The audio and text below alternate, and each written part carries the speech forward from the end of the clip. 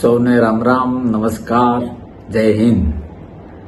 મારા ઘણા બધા મિત્રોએ અને ઘણા બધા ફેન ફોલોવરે અનેક વખત મને એવું કહ્યું કે બાપુ તટસ્થ ભાવે નેતા લીડર કેવો હોવો જોઈએ એમાં ક્યારેક ફ્રી પડો તો તમારો પ્રકાશ પાડજો. ઘણા બધાએ મને એવું કહ્યું, પછી મને એવું લાગ્યું કે હું મારા વિચાર રજૂ કરું. મૂળ વાત પર આવીએ. નેતા લીડર ક્યાંક ને ક્યાંક અત્યારે આપણે એને નેગેટિવ રીતે લઈએ છીએ. અત્યાર સુધી અપવાદરૂપ નેતાઓને બાદ કરતા કોણે શું કર્યું છે આપણે સૌ જાણીએ છીએ. હું શરૂઆતમાં કહી દઉં કે આ આખા વિડીયોમાં ક્યાંય કોઈ પક્ષાપક્ષીવાળી વાત નથી. રાષ્ટ્રને કે રાજ્યને આગવા ભવિષ્ય માટે જે નેતાઓ મળે છે અને જે મળ્યા છે એ નેતાઓ કેવા હોય તો પ્રજા માટે, રાજ્ય માટે અને દેશ માટે સારું થાય એનો ઉલ્લેખ કરવાનો મારો પ્રયત્ન છે. એમાં દરેક પક્ષ આવી જાય. હું તો ત્યાં સુધી કહું કે ખાલી રાજકીય નહીં, સામાજિક આગેવાનો પણ આવી જાય, આર્થિક આગેવાનો પણ આવી જાય, ધાર્મિક આગેવાનો પણ આવી જાય.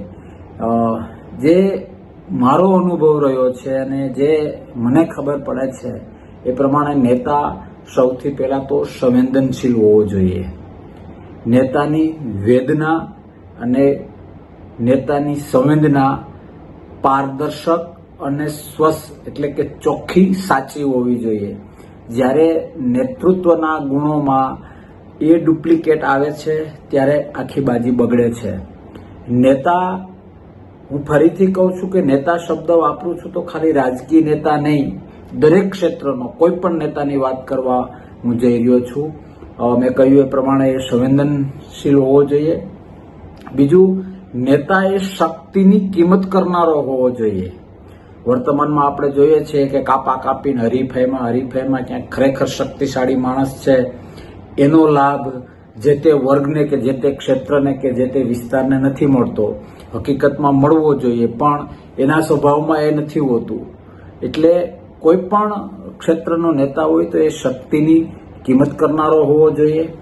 નેતા હું અથવા કોઈ નહીં આ ભાવનાથી દૂર હોવો જોઈએ. અત્યારે કોઈ પણ ક્ષેત્રમાં એટલી નેગેટિવ હરીફાઈ ચાલે છે કે એમાં આ રીતનું હોય કે નહીં, બસ હું જ. ખરેખર નેતામાં એ ત્યાગવૃત્તિ હોવી જોઈએ કે મારા ક્ષેત્રમાં મારા કરતા શક્તિશાળી માણસ મળે તો મારે એને તક આપવી જોઈએ. તક સાધુ નેતા ન હોઈ શકે, તક આપનારો જ લાંબે ગાળે નેતા બની શકતો હોય છે. એટલે નેતા સંવેદનશીલ હોવો જોઈએ, નેતા તક આપનારો હોવો જોઈએ, નેતા શક્તિની કિંમત કરનારો હોવો જોઈએ, શક્તિની પૂજા કરનારો હોવો જોઈએ. આંતરિક અને બાહ્ય આપણે અત્યારે જોઈએ છીએ કે વ્યક્તિ અંદરથી કંઈક અલગ હોય છે, બહાર કંઈક અલગ હોય, શોપ આખું કંઈક અલગ હોય છે. એ આંતરિક અને બાહ્ય સ્વભાવ, આંતરિક અને બાહ્ય વર્તન એનું અંતર જેટલું ઓછું એટલો નેતા પવિત્ર પછી કોઈ પણ ક્ષેત્રનો હોય. પણ કઠણાઈ આપણી એ છે કે આંતરિક કંઈક અલગ હોય છે, બાહ્ય કંઈક અલગ હોય છે. એટલે ફરીથી રિપીટ કરું છું કે ત્યાગી હોવો જોઈએ, શક્તિની કિંમત કરનારો હોવો જોઈએ, સંવેદનશીલ હોવો જોઈએ, જેવો અંદર એવો બહાર હોવો જોઈએ. વર્તન, નેતાઓ મોટા મોટા ભાષણો કરતા હોય છે કોઈ પણ ક્ષેત્રમાં, પણ હકીકતમાં ઓરલની સાથે સાથે પ્રેક્ટિકલ લાઈફમાં પણ એવો વ્યક્તિ હોવો જોઈએ. નેતા ટોપ ટુ બોટમ બધી જ પરિસ્થિતિથી જાણકાર હોવો જોઈએ. મને બધું તૈયાર મળ્યું હોય તો શક્ય છે કે હું ડાઉન લેવલનું ન જાણી શકતો, પણ દરેક પરિસ્થિતિથી વાકેફ હોય. એ બિઝનેસમાં પણ આપને ખબર છે કે ભાઈ ધીરુભાઈ અંબાણી તળિયેથી ઉપર આવ્યા. રાજકીય નેતાઓમાં ઘણા બધા એવા છે કે જે તળિયેથી ઉપર આવતા હોય છે. એને દરેક તબક્કાની ખબર હોય છે કે કયા તબક્કાની પીડા શું છે, કયા તબક્કાનો આનંદ શું છે. એટલે નેતા ટોપ ટુ બોટમનો જાણકાર હોવો જોઈએ.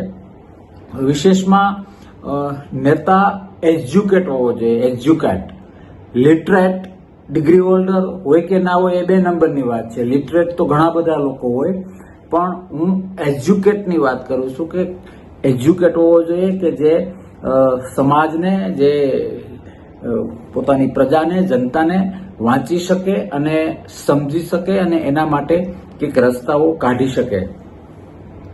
નેતા ધર્મમાં વાસ્તવિક રીતે માનતો હોવો જોઈએ.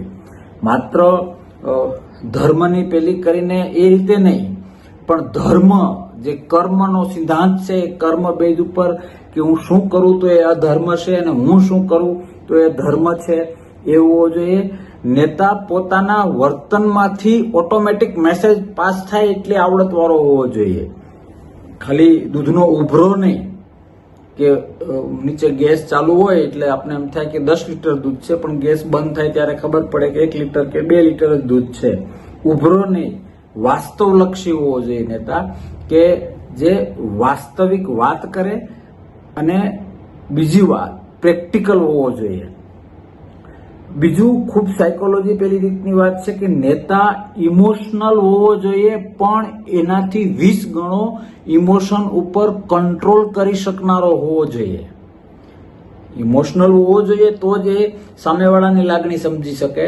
પણ નેતાઓએ મોટા મોટા નિર્ણયો લેવાના હોય છે ને એ નિર્ણયોમાં ઇમોશન કંટ્રોલ ખૂબ જરૂરી છે. એટલે એમણે એ પણ ખૂબ મહત્વનું છે. નેતાની વાકછટા સારી હોય કે જેથી એના વિચારો લોકો સુધી એ પહોંચાડી શકે.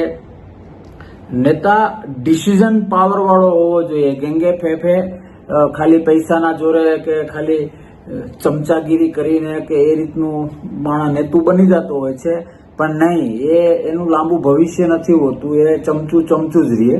પણ ડિસિઝન પાવર તાકાત વાળો હોવો જોઈએ. નેતા જીતને અને હારને સરખી રીતે પચાવી શકે.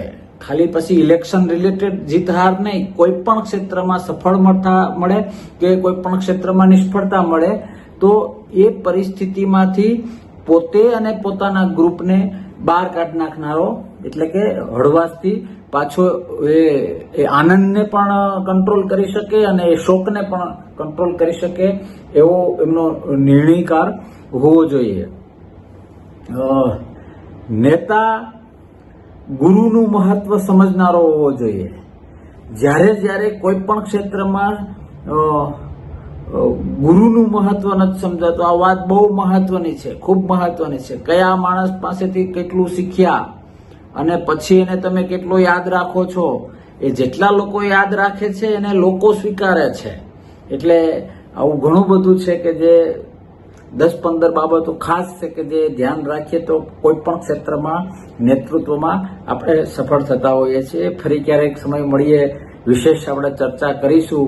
પણ ભગવાનને પ્રાર્થના કરીએ કે આપણા રાજ્યને, આપણા દેશને સામાજિક રીતે, ધાર્મિક રીતે, રાજકીય રીતે, આર્થિક રીતે, વૈચારિક રીતે, આધ્યાત્મિક રીતે, બધી જ રીતે આવા સંવેદનશીલ, ત્યાગી, શક્તિની કિંમત કરનારા, વાસ્તવલક્ષી, ધર્મને વાસ્તવિક રીતે સમજનારા, દીર્ઘદ્રષ્ટા અને સંવેદનાની સાથે સાથે લાગણી સમજે અને લાગણીને કંટ્રોલ કરનારા, આવતીકાલ મારી નહીં પણ આપણી કઈ રીતે સારી થાય એવી વિચારવાવાળા નેતા મળે તો દરેક ક્ષેત્રમાં દરેકનું ભલું થશે.